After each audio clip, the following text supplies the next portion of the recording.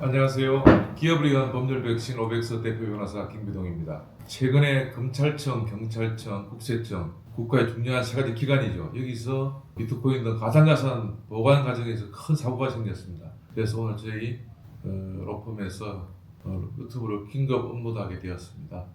이 세 가지 사건의 발생 원인이 뭐고 아울러 어떻게 하면 이런 사고를 막을 수 있는지 재발 방지책에 대해서 한번 말씀드릴 생각이고요. 제가 여러 사람한테 질문을 많이 받습니다. 내가 비트코인 이런 가상자산을 취득하고 싶은데 어떻게 보관하는 게 제일 좋은지, 그래서 그 개인의 어떤 보관 방법, 보관 방식에 대해서도 조금 말씀을 드리고, 또 더 나아가서 채무자가 가진 가상자산을 어떻게 파악해서 강제 집행할 수 없느냐, 또 혹시 배우자가 가진 가상자산, 비트코인 같은 걸 이혼 소송이나 재산 분할 어떤 이슈가 생긴 분들이 물어보는 경우도 있습니다. 아울러서 그런 문제도 같이 다 연관되어 있기 때문에 두 분 변호사를 모시고 말씀을 드려보고자 합니다.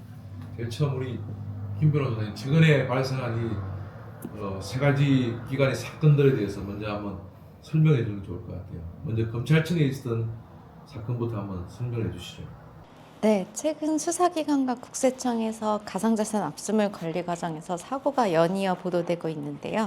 먼저 광주지방검찰청에서 발생한 비트코인 유출 사건에 대해 말씀드리겠습니다. 광주지방검찰청이 압수 보관 중이던 비트코인 320.88개가 외부로 유출되는 사건이 발생했는데요. 최근 시세를 기준으로 하면 약 300억에서 400억 정도 상당의 규모입니다. 이 사건은 작년 8월경 발생한 것으로 파악이 되지만 검찰이 실제로 유출을 인지한 것은 올해 1월, 약 6개월이 지난 뒤였습니다. 유출 경위를 보면 보안 절차와 내부 통제 측면에서 아쉬운 측면이 있는데요. 압수물 인수인계 과정에서 수사관들이 비트코인 수량을 확인하기 위해 일반 인터넷망에 접속했고, 그 과정에서 피싱 사이트에 접속하면서 복구 코드인 니모닉 코드가 탈취된 것으로 알려지고 있습니다. 다행히도 설날이었던 지난 2월 17일 수사기관의 추적에 압박을 느낀 범인이 탈취했던 비트코인을 전량 기존 지갑으로 자진 반환하면서 자산은 회수된 것으로 전해지고 있습니다. 탈취된 비트코인이 전량 회수되는 경우는 굉장히 이례적인 경우인데요.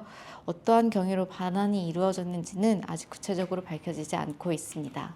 김 변호사님 설명하신 것 중에 일반 우리 시청자분들 모를 수가 있으니까 니모닉 코드가 어떤지 먼저 한번 설명해 주시죠.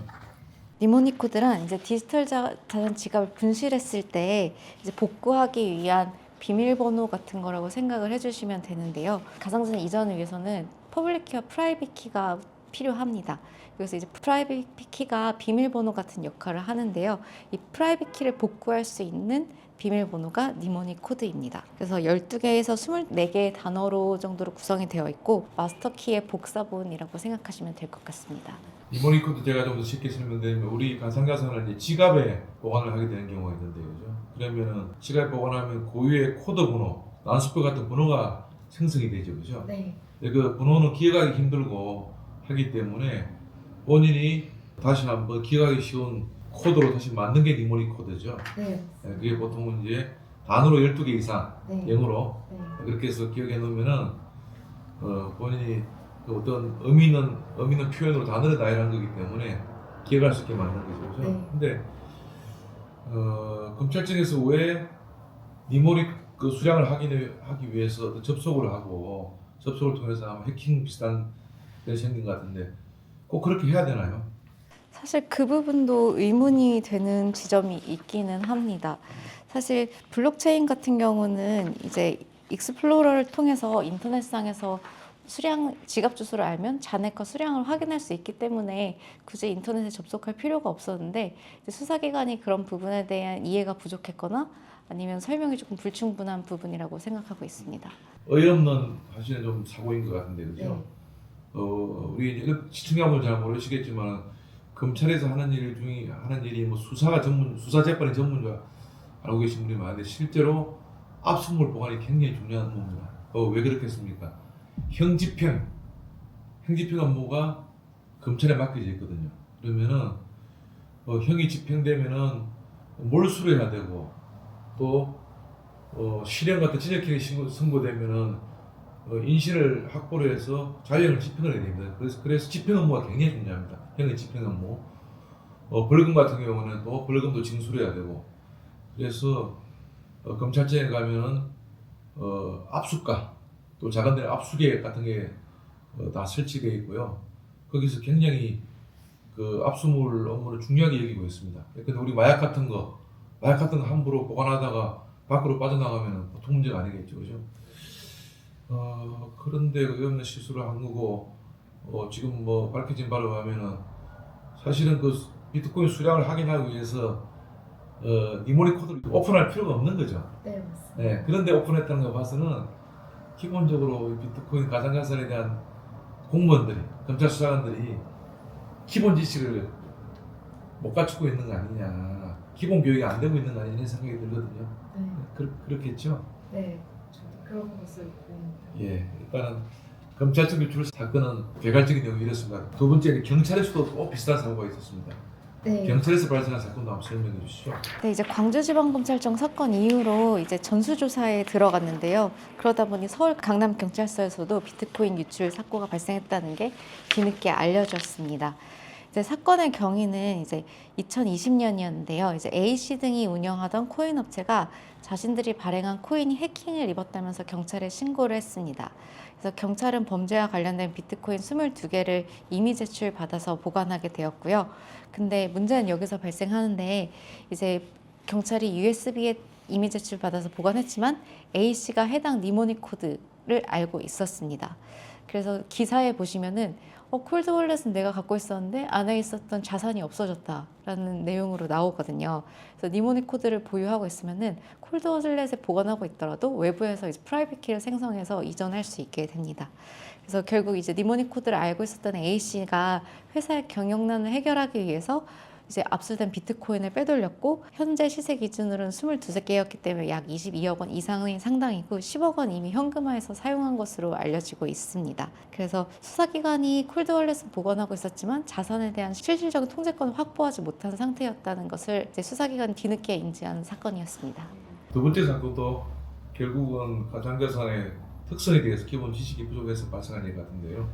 우리 지갑에 있는 비트코인을 지갑 USB에다가 담아서 넘겨받으면은 그거로 우리가 뭐 금괴를 압수한 것처럼 현물이 확보되는 거로 생각하고 있는데, 가상자산은 그렇지 않죠, 그죠? 네, 맞습니다. 니모니 코드만 알고 있으면 언제든지 지갑을 넘겨주더라도 자기가 신출할 수 있는데, 그 가상자산의 통제 시스템, 보관 시스템, 통제권에 대한 개념이 부족해서 발생한 사고네요. 자, 맞아요. 그다음에 세 번째, 국세청은 약간 다르긴 하는데 뭐 본질적인 면에서는 큰 차이가 없는 것 같은데요. 국세청에서 발생한 사건에 대해서도 설명을 좀 해주시죠. 네, 국세청도 지난달 2월 26일 이제 고액 체납자 124명으로부터 총 81억 원을 징수했다는 성과를 이제 보도자료로 발표했는데요. 이제 문제는 그 보도자료에 포함된 현장 수색 사진이었습니다. 이제 사진 속에서는 체납자의 가상자산의 콜드월렛과 함께 니모니 코드가 모자이크 없이 그대로 노출이 되었습니다. 그래서 바로 보도자료가 배포된 다음 날 하루 만에 지갑에 보관되어 있던 PRTG 토큰 400만 개가 탈취되었습니다. 우리 돈으로 약 69억 원 상당이었고요. 이제 유출된 PRTG 토큰은 MEXC라는 특정 거래소에서만 상장되고 있어서 거래량이 적어서 실제 현금화는 어렵다는 분석이 있었지만, 그래도 국가가 압류한 자산이 이제 국가의 실수로 제3자에게 탈취되었다는 사실만으로도 크게 논란이 되었습니다. 이제 국세청은 유출 사실을 인지한 이후에 즉시 경찰청에 수사를 의뢰했고, 이후 탈취범은 자수한 것으로 알려졌습니다. 국세청은 공식 입장문을 통해 민감 정보가 포함된 사실을 인지하지 못한 채 원본 사진을 부주의하게 공개했다며 변명의 여지가 없는 잘못이라고 시인하고 사과하였습니다. 세 가지 사건 다 결국 가상자산의 보관 과정에서 발생을 한 사고거든요. 우리 시청자분들 좀 이해하기 쉬우시게, 가상자산은 다양한 형태로 보관되고 있지 않습니까? 다양한 방식이 있습니다. 어떤 보관 방식이 있는지 한번 설명 다시 한번 해주시죠. 이제 대표적으로는 콜드월렛이랑 핫월렛으로 구분을 할 수 있을 것 같은데요.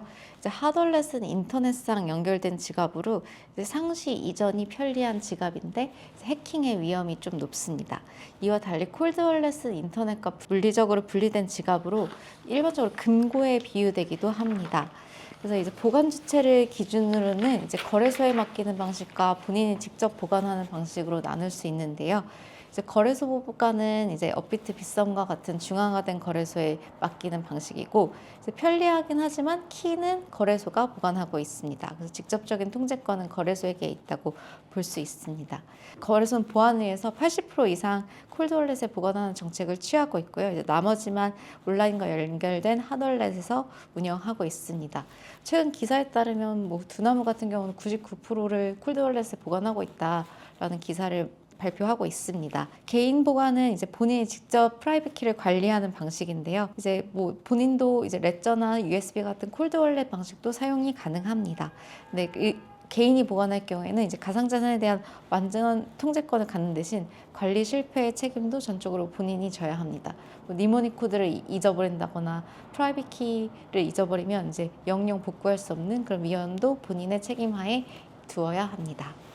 일반적으로 일반인들은 콜드월렛은 안전하다, 인터넷하고 단절되어 있기 때문에 해킹도 차단되고 제일 안전하다고 생각하는데, 이번 그 세 기관의 사고는 다 콜드월렛에서 발생한 사고죠. 네, 맞습니다. 콜드월렛 안전하지 않다는 것인데요.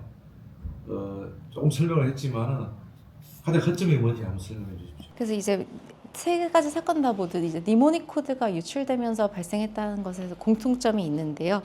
이거는 뭐 예를 들어 은행 계좌 같은 경우도 마찬가지입니다. 은행 계좌가 되게 안전하게 보관돼 있지만 저희가 비밀번호를 다른 사람에게 알려주면은 또 쉽게 인출할 수도 있거나 공인인증서가 유출되면 인출할 수 있는 것과 또 유사하다고 볼 수 있습니다. 그래서 이제 국세청 사고 같은 경우는 이제 실물은 USB라는 콜드월렛 금고에 잘 넣어놨는데 금고 문에다가 니모닉 코드라는 비밀번호를 노출하면서, 그래서 결국은 금고는 샀는데 비밀번호를 포스트잇에 적어서 대문에 붙여놓은 꼴이라고 할 수 있습니다. 고 변호사님, 이번 일 사고가 생겼으니까 검찰에서도 서로 재발 방지 매뉴얼을 만들겠다 이렇게 하고 있는데, 기존에 이 세 가지 세 기관에서는 여기에 대해서 직원들 교육이라든지 매뉴얼 같은 게 없었나요? 실태가 어땠습니까? 네, 물론 매뉴얼이 아예 없던 것은 아니었습니다. 다만 각 기관마다 그 내용이나 수준에서 차이가 좀 있었고, 중요한 것은 이제 현장에서 그 매뉴얼들이 제대로 지켜지지 않았던 것이 가장 큰 문제였던 것 같습니다. 기존에 있던 매뉴얼을 먼저 검찰부터 살펴보면, 이번 사건 이전인 2024년경에 대검찰청은 가상자산 처분에 관한 매뉴얼을 마련을 한 적이 있었습니다. 거기서 이제 보관 주체에 따라서 거래소에서 가상자산을 보관하고 있던 경우에는 각 거래소의 거래 정지나 출금 정지 요청을 통해서 계정을 동결을 하고, 개인이 핫월렛이나 콜드월렛 등에 직접 보관하는 경우에는 검찰 명의의 가상자산 지갑으로 이전해서 압수하도록 규정을 하고 있었습니다. 또 이번 사태와 같은 니모닉 코드를 통한 원격 탈취 가능성 역시 유의사항에 직접 명시를 하고 피압수자 관리에 주의할 것을 규정하기도 했었습니다. 또 경찰은 2022년 3월경에 통합 증거물 관리 지침을 제정을 하면서 물리적인 하드웨어 지갑만 확보해서는 안 되고 반드시 경찰이 관리하는 하드웨어 지갑으로 가상자산을 전송받아서 압수해야 한다고 명시를 한 적도 있었습니다. 국세청도 2020년부터 가상자산 강제징수 업무 처리 요령을 운영하고 있었습니다. 다만 해당 요령은 거래소에 보관된 가상자산을 중심으로 규정이 되어 있었고, 이번 사건과 같이 개인이 콜드월렛에 가상자산을 보관한 경우에 대해서는 규정이 조금 미흡했던 것으로 파악이 되고 있습니다. 기본적으로 규정이 없었던 건 아니네, 그죠? 그 규정의 의미 내용에 그 압수물 담당 직원들이 체화돼야만이 이런 일이 안 생겼을 건데, 기본 교육이나 이런 것들이 부실했던 것 같은 느낌을 갖고 있습니다. 이번 사고 이후에 보통 문제는 아니기 때문에 세 기관 다 다시 어떤 재발 방지 후속 조치 같은 게 이루어졌을 것 같은데요. 거기 좀 파악된 게 있으면 간단하게 소개해 주시죠. 말씀해 주신 바와 같이 각 기관별로 후속 조치가 이루어지고 있고, 또 뭐 직원들 대상으로 한 교육 등 인식 개선을 중심으로 후속 조치가 계속 이어지고 있습니다. 먼저 검찰은 전국 검찰청에 가상자산 압수물 관리 업무 연락을 보내서 가상자산 내역을 확인할 경우에는 비트코인은 블록체인.com, 이더리움은 이더스캔 등 공식 사이트에서 확인을 하도록 하고, 또 이때에도 반드시 공개 키만을 입력하고 니모닉 코드는 절대 입력하지 않도록 주의를 당부하였습니다. 또 가상자산 압수물 관리 매뉴얼을 마련을 했는데요.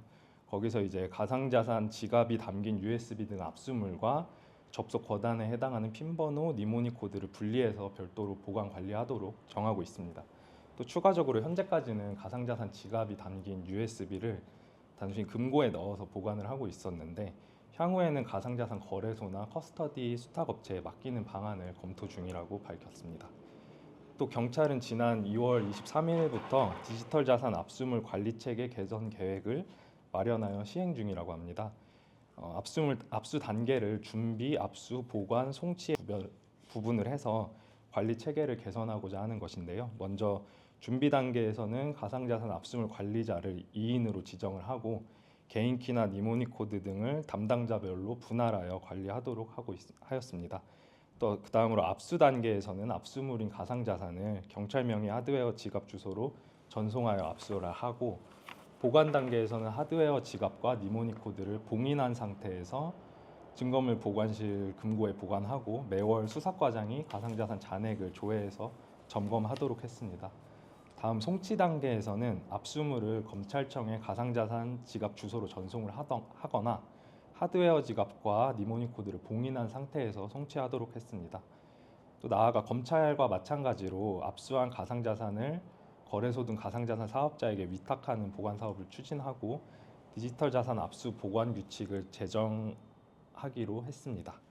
국세청 역시도 지난 3월 1일 공개 사과문을 통해서 가상자산 압류 보관 매각 전 과정 매뉴얼을 전면 재정비하고 직무 보안 교육을 강화하겠다고 밝힌 바가 있었습니다.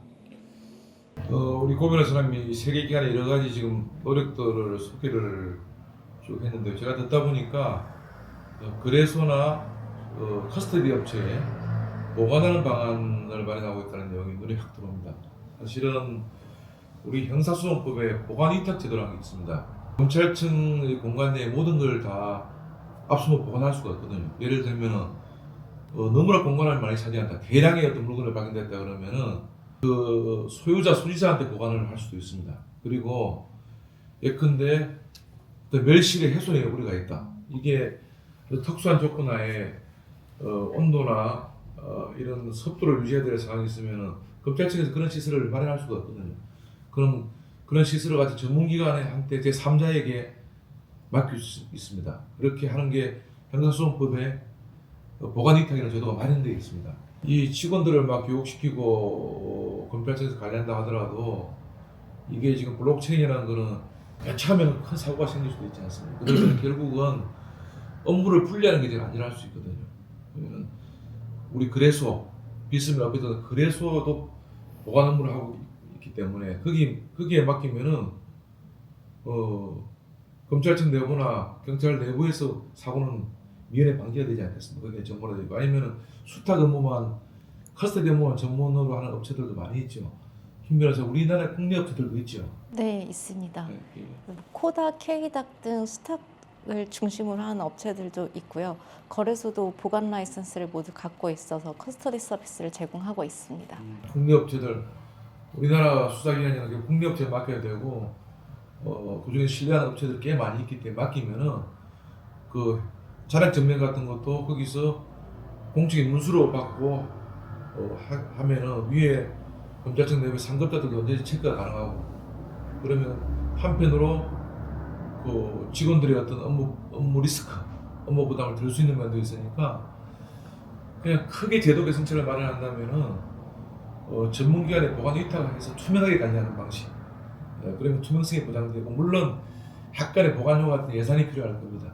그런 그 정도는 감당해야 되고 그런 쪽에 제가 재발 방지책을 마련한다면 그걸 중심으로 하면 국민들 신뢰도 금방 획득할 수 있고 그런 생각이 듭니다. 기왕 얘기가 나온 김에 모두에 말씀드렸지만은 이제 국가기관을 떠나서 개인들이 많이 물어봅니다. 변호사님 어떻게 하면 좀 안전하게 보관할 수 있을까요? 홀더블레스를 하는 게 좋겠습니까? 거래소는 부도나면은 위험하지 않나요? 이런 얘기 다 하거든요. 우리 김 변호사님이 거래소도 근무하셨으니까 다 장단점이 있긴 할 것 같은데요. 개인이 좀 고액계산가나 좀 많이 보유하는 개인이 보관한다면은 어떤 형태를 좀 권하고 싶은지 한번 의견을 말씀해 주시죠. 지금까지 쭉 말씀드렸던 것처럼 이제 콜드 월렛, 핫 월렛을 크게 구별할 수 있고, 콜드 월렛이 니모닉 코드가 공개되지 않는다는 전제에서는 더 안전한 방식이라고 볼 수 있습니다. 근데 거래량이 많으시고 해외 거래소를 이용하시는 분들은 일부는 개인 지갑에 보관하고 일부는 콜드 월렛에 보관하는 방식이 가장 안전할 것 같고요. 그리고 콜드 월렛 자체를 뭐 시탁하거나 수탁해서 보관하거나 아니면 진짜 거래소나 수탁업체처럼 전문 업체에 보관하는 방식도 있을 것 같습니다. 우리나라 수탁업체들도 주로 개인보다는 법인 고객처럼 대량의 자산을 보유하고 있는 사람을 대상으로 하기 때문에 그런 전문 업체를 이용하거나 콜드 월렛에 보관하는 것, 개인 지갑을 사용한다면은 이제 단순히 프라이빗 키를 사용하는 지갑보다는 이제 멀티시그 월렛 사용하는 지갑을 사용하시는 게 조금 더 안전하다고 볼 수 있을 것 같습니다. 콜드 월렛 같은 거에 딱 보관을 해서 PC라든지 USB에 담아서 딱 보관하면 안전할 것 같은데 사실 해킹도 안 당하고. 네. 근데 이제 가장 이제 우려되는 점이 이런 거죠. 니모닉 코드를 본인이 잃어버렸을 경우, 네. 그럼 영원히 찾을 방법이 없습니다. 네. 두 번째, 본인이 예기치 않은 상황에서 사망해버리는 경우, 네.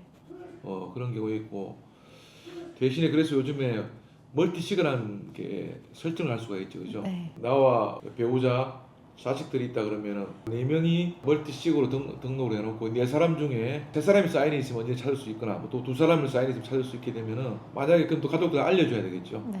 내가 지금 어차피 본인들도 동의를 받아야 되니까 그러면 예컨대 아버지가 갑자기 사망하는 일이 있더라도 나머지 가족들이 사인을 해서 찾을 수 있는 방식. 다만 그럴 경우에 내가 가진 재산을 배우자나 자식들한테 좀 오픈해야 된다는 단점이 있겠죠. 그리고 이제 사실은 그런 문제들을 예방하려면은 업비트나 비슷한데 거래소에 보관하면 더 제일 안전한 게 은행과 네. 똑같은 거니까요. 네. 그거는 내가 니모닉 카드라는 건 존재하지도 않고 내가 상속이나 인적사항 확인되면은 언제든지 거래소에 맡겨놓았던 비트코인을 찾을 수는 있겠죠. 다만 아직까지는 뭐 그럴 일은 없겠지만은 업비트나 비슷 같은 거래소가 부도나면 어떻게 하느냐. 사기업체이기 때문에 그래서 나름대로 지금 보험도 들고 있고 그래수가 그죠. 네. 그리고 조금 이제 큰 우려를 하실 필요가 없는 게 우리나라 업비트, 비썸, 우리나라 닥사 협의체에 포함된 5대 원화 거래소는 세계적인 기준에서도 글로벌 기준에서도 가장 시스템이 잘 돼 있고 안전하다고 평가를 받고 있습니다. 그리고 더더군다나 지금 디지털 자산 기본법을 지금 국회에서 심의 중에 있는데 거기서도 법적 기반이 갖춰지면은 책임 보험도 강화되고 이렇게 되기 때문에 그런 면에서는 또 크게 우려할 것은 아니라고 생각이 들고 있는데요. 다 장단점이 있는 것 같습니다. 본인이 취한 상황에 따라서 거래소나 수탁업체에 맡기는 방안, 아니면 콜드 월렛을 해서 본인이 혼자서 아주 비밀을 유지하면서 보관하는 방안, 다 장단점이 있을 것 같습니다. 네. 시사 선택의 문제가 아닌가 생각이 듭니다. 조금 더 나가서 채무자가 이 비트코인을 가지고 있는지 가상자산을 가지고 있는지 알게 되면은 그게 채권자 강제 집행을 할 수 있지 않겠습니까? 채무자가 가진 가상자산을 파악하는 방법, 그리고 집행하는 방법 여기에 대해서 법원에서 어떤 결정을 받아야 되는 건지 고 변호사님 좀 설명해 주시죠. 먼저 가상자산과 관련한 민사상 가압류와 같은 보전 처분에 대해서는 그 보관 주체가 누구인지에 따라서 상황이 완전히 달라집니다. 먼저 채무자가 그 업비트나 빗썸과 같이 중앙화된 가상자산 거래소에 가상자산을 예치하고 있는 경우에는 채무자가 거래소에 대해서 가지는 가상자산 반환 청구권이나 출급 청구권 등 채권에 대한 가압류를 통해서 대응을 할 수가 있습니다. 거래소를 제3채무자로 지정을 해서 법원에 가압류를 신청하고 법원의 가압류 결정에 따라서 해당 거래소가 해당 계정의 출금 이체를 정지시키게 됩니다. 사실상 은행 예금 가압류와 동일한 구조로 작동을 하고 있습니다. 이 경우에는 거래소가 자산을 관리하고 있으므로 대표님께서 말씀하신 대로 니모닉 코드 유출과 같은 기술적인 위험도 상대적으로 적습니다. 문제는 채무자가 개인 콜드 월렛이나 핫 월렛에 직접 가상자산을 보관하고 있는 경우인데요. 이때에는 현실적으로 가압류 등 보전 조치가 매우 어렵습니다.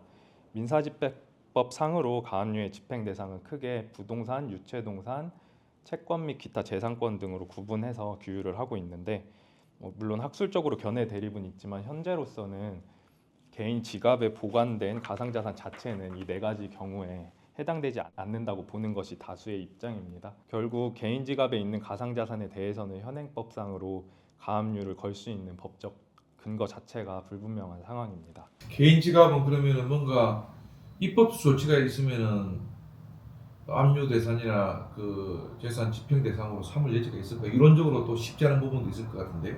맞습니다. 말씀하신 대로 일각에서는 민사집행법의 강제집행 대상에 가상자산을 별도로 추가를 해서 유체동산에 준하는 강제집행 절차를 마련해야 한다는 주장이 제기가 되고 있습니다.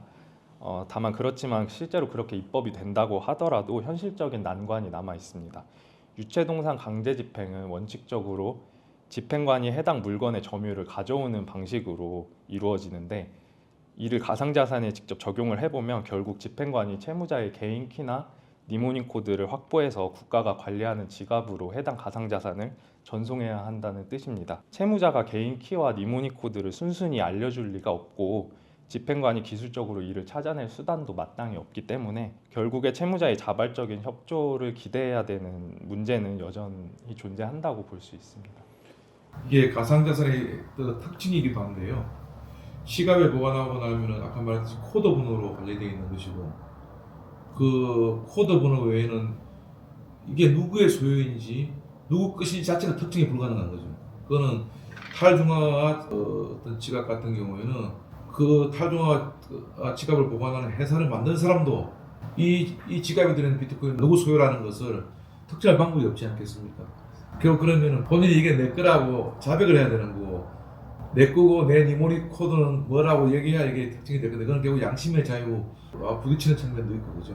그렇기 때문에 비트코인이 콜드 월렛에 보관하면은 가장 안전하다. 또 이론도 성립되는 것이죠. 그죠? 네, 지금 뭐 이란에서 전쟁이 나서 많은 사람들이 비트코인으로 바꿔가지고 해외로 지금 탈출하고 있다는 얘기도 나오고 있는데 그것도 그런 장점 때문 아니겠습니까? 어떤 경우에도 국가기관으로부터 뺏기지 않은 자산을 시도하고 그걸 암호하게 기출해서 만든 게 비트코인이거든요. 그렇기 때문에 그런 면에서 장점 있는 반면 채무자의 재산 이런 것들을 강제 집행할 때 비트코인을 가지고 있다는 걸 알아도 집행이 사실 안 되는 그런 영역으로 남아 있을 가능성이 높은 것 같습니다. 네, 그건 계속 저희들이 연구하고 숙제로 남아있는 영역인 것 같고요. 비슷하지만은 요즘에 그런 문의도 꽤 많이 저희들이 받고 있습니다. 재산 분할, 배우자가 이혼할 때 재산 분할할 때 일반적으로도 상대방 배우자의 은닉 재산에 대해서 재판을 통해서 파악을 하고 있거든요. 요즘에 비트코인 형태로 보관하는 경우도 꽤 있기 때문에 그러면은 그 가정법원을 통해서 숨겨놓은 비트코인이나 가상자산을 파악할 수 있는 방법이 있는지 거기에 대해 고 변호사님 한번 말씀해 주시죠. 예, 먼저 말씀드리면 가상자산 역시도 대표님께서 말씀하신 그 이혼 소송의 재산 분할의 대상은 됩니다. 법원은 혼인 중에 형성된 재산에 대해서 분할을 명할 수가 있는데 가상자산도 경제적 가치를 지닌 재산이니만큼 당연히 이에는 포함이 되는데요. 핵심적인 문제는 상대방 배우자가 가상자산을 보유하고 있다는 사실을 어떻게 밝혀내는지가 될 것 같습니다. 여기서도 앞에 말씀드린 것과 같이 거래소 보관인지 개인 보관인지에 따라서 상황이 또 완전히 달라지게 됩니다. 거래소에 보관된 자산이라면 이혼소송 절차에서 법원에 재산조회 신청을 할 수가 있습니다. 특히 2024년 7월에 시행된 가상자산 이용자보호법에 따라서 거래소도 이용자의 거래 내역을 15년간 보존할 의무가 생겼기 때문에 국내 주요 거래소에 대해서는 상대방 배우자의 가상자산 보유 현황을 파악하는 것이 이전보다는 훨씬 수월해졌습니다. 하지만 개인 지갑에 상대방 배우자의 가상자산이 보관되어 있는 경우에는 상대방 배우자의 협조 없이는 현실적으로 파악이 어렵습니다. 한 가지 방법으로는 각 거래소마다 실명 제휴은행이 있는데 예를 들어서 업비트라면은 K뱅크가 될 수 있겠고 이런 은행에 대해서 법원에 금융거래 정보 제출 명령을 신청을 할 수가 있습니다. 이를 통해서 최근 3개년간의 거래 내역을 확보하고 그 자금 흐름을 추적을 해서 거래소에서 매수한 가상자산이 개인 지갑으로 빠져나갔는지 여부 등을 간접적으로 파악은 해볼 수 있을 것 같습니다. 하지만 이 과정이 상당히 복잡하고 자금 흐름을 추적하는 것과 상대방이 가상자산을 보유하고 있다는 사실을 법적으로 증명해내는 것은 또 다른 차원의 문제가 될 수 있기 때문에 그 파악이 현실적으로 어려운 것은 사실입니다. 코미네스의 말씀을 들어보니까 재산 분할할 때는 여러 가지 요소를 고려해가지고 이제 분할 비율을 정하지 않습니까? 만약에 정확하게 이 사람이 가지고 있는 콜드월렛 같은데 가상자산의 비트코인 숫자를 파악은 안 되더라도 일정 금액이 가상자산 취득 자금으로 쓰였다는 소명 정도는 예. 이혼 소송의 재산 사실 조회를 통해서 밝혀낼 수 있을 것 같아요. 이혼 소송의 사실 조회는 사실 수사하듯이 계속 어문점을 따라서 재산을 파악해 나가는 과정이거든요. 그러면은 그 비트코인을 확보해서 분할 대상 계산을 바로 호소는 못 하더라도 재판부가 설득이 되면은 예컨대 1억 정도의 비트코인을 취득한 거로 의심되는 상당한 소명이 있으면은 나머지 재산의 분할 비율을 명할 때 충분히 참작하도록 하는 그 정도까지 역할은 변호사가 해볼 수 있지 않을까 생각이 듭니다. 그래서 그런 부분들 앞으로 선례가 없는 만큼 저희들이 계속 연구해야 될 것 같고요. 거래 내역 같은 경우는 네. 21년 특근법에 따라서 이제 5년 보관 의무가 생겼고 이제 24년 7월 시행된 이용자 보호법에 따라서 15년으로 확대되었습니다. 지금 디지털 자산이 미국을 중심으로 제도권 자산으로 지금 편입되어 나가는 제도화 또 입법화의 과정에 있습니다. 그래서 미국에는 그 제도화의 큰 축을 큰 계기를 마련할 때는 크레디트 액트라는 법이 곧 통과된다는 소식도 나오고 있고요. 국내에서도 지금 그에 비견할 만한 법인 디지털 자산 기본법이 지금 거의 입법 성수 단계에 왔다는 보도도 나오고 있습니다. 그렇게 되면은 약간 법적 재산으로 이제 편입되는 그 과정이겠죠. 그렇지만 이제 디지털 자산은 새로운 신생 자산이기 때문에 우리가 전혀 예상 못했던 여러 가지 사건 사고가 생길 수 있고 새로운 법적 이슈가 생길 수가 있습니다. 이번 검찰을 비롯한 세계관의 사건도 바로 그런 데서 비롯되는 문제인데요. 앞으로 그런 문제가 많이 생길 때마다 저희들이 이런 또 영상을 통해서 시청자 여러분들의 궁금한 점을 해소해 나가도록 노력해 보겠습니다. 오늘 긴급으로 편성해봤는데 이해 안 되신 분이 많을 겁니다. 그런 부분은 댓글로 질문을 남겨주시면 저희들이 댓글로 좀 신속하게 답변을 드리도록 그렇게 노력하겠습니다. 이해하시는 데 도움이 됐는지 모르겠습니다. 지금까지 기업을 위한 법률 백신 로백스 대표 변호사 김비동이었습니다. 고지철이었습니다. 김단이었습니다. 네, 감사합니다. 감사합니다. 대표님 꼬이는 그러면 사모님께 다 알고 계세요? 네? 대표님 그래서 꼬이. 짐작만 하고 있어요. 짐작. 이런 얘기를 넣어야 되는데 이런 아니 사모님께서 그럼 짐작만 하시고 정확히 얼마를 가지고 계신지 정확하게 모르죠. 왜 오픈 안 하시나요? 나의 중대 대신 필요하죠. 고 변호사님은 아내가 다 알고 있나요? 저는 미미해서 안 해서 재산이 거의 의미가 없어서 안 해도 됩니다.